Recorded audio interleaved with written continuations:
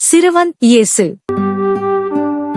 இயேசு குழந்தையாக இருந்தபோது அவர் தனது பெற்றோரான மரியா மற்றும் யோசேப்பு ஆகியோருடன் நாசரேத் என்ற சிறிய நகரத்தில் வாழ்ந்து வந்தார். சிறுவனாக இருந்தபோதும் இயேசு கடவுளை மிகவும் நேசித்தார். மேலும் கடவுளை பற்றிய அனைத்தையும் கற்றுக்கொள்ள விரும்பினார். ஒவ்வொரு ஆண்டும் மரியாவும் யோசேப்பும் இயேசுவை பாஸ்கா பண்டிகையை கொண்டாட எருசலேமுக்கு அழைத்துச் சென்றனர்.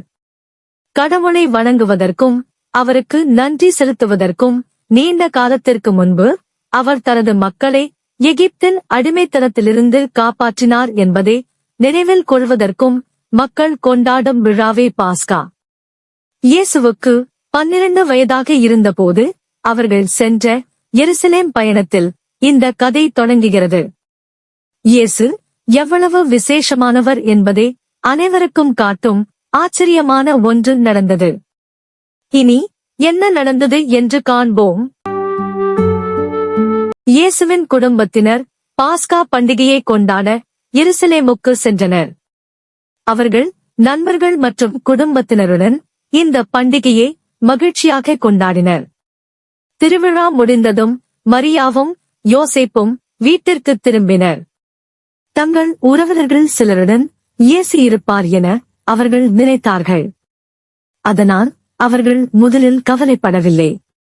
ஆனால் ஒரு நாள் பயணம் முடிந்த பிறகு உறவினரிடையேயும் அறிமுகமானவர்களிடையேயும் அவரை தேடினர். எங்கும் அவரை காணவில்லை. எனவே மரியா மிகவும் கவலையோடு யோசேப்பிடம், இயேசு எங்கே என்று கேட்டார். இயேசு அங்கே இல்லாததால் மரியாவும் யோசேப்பும் அவரை தேடுவதற்காக எருசலேமுக்கு திரும்பிச் சென்றனர். இயேசுவை கண்டுபிடிக்க அவர்களுக்கு 3 நாட்கள் ஆனது. இறுதியாக அவர்கள் இயேசுவை கோவிலில் கண்டார்கள். அங்கே அவர் போதகர்கள் நடுவில் அமர்ந்து அவர்கள் சொல்வதை கேட்டுக்கொண்டும் அவர்களிடம் கேள்விகளை எழுப்பிக் கொண்டுமிருந்தார். அவற்றை கேட்ட அனைவரும் அவருடைய புரிந்து கொள்ளும் திறனையும் அவர் அளித்த பதில்களையும் கண்டு மிகவும் ஆச்சரியப்பட்டனர். மரியா அவரைக் கண்டதும், மகனே, ஏன் இப்படிச் செய்தாய்? இதோ பார், உன் தந்தையும் நானும் உன்னை மிகுந்த கவலையோடு தேடிக் கொண்டிருந்தோமே என்றார். அதற்கு இயேசு, நீங்கள் ஏன் என்னை தேடினீர்கள்? நான் என் தந்தையின் வீட்டில் இருக்க வேண்டும் என்பது உங்களுக்கு தெரியாதா என்றார். மரியாவுக்கும் யோசேப்புக்கும் உண்மையில் இயேசு என்ன சொன்னார் என்று புரியவில்லை. ஆனால் மரியா இதையெல்லாம் தன் இதயத்தில் பதித்து வைத்திருந்தார்.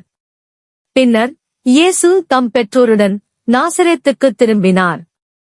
அவர் அவர்களுக்கு கீழ்ப்படிந்து ஞானத்திலும் உடல் வளர்ச்சியிலும் மிகுந்து கடவுளுக்கும் மனிதருக்கும் உகந்தவராய் வாழ்ந்து வந்தார். குழந்தையாக இருந்த போதும் இயேசு தனது விண்ணகத் தந்தையாகிய கடவுளுடன் ஆழமான தொடர்பை கொண்டிருந்தார் என்பதை இந்த கதை நமக்கு காட்டுகிறது. அவர் கடவுளைப் பற்றி கற்றுக்கொள்வதை விரும்பினார். மேலும் கோவிலில் நேரத்தை செலவிட்டார், கற்பித்தார் மற்றும் அவரது ஞானத்தால் அனைவரையும் ஆச்சரியப்படுத்தினார்.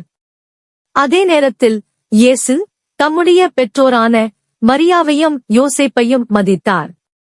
அவர் நாசரேத்துக்கு அவர்களுடன் வீட்டிற்கு திரும்பிச் சென்றார்.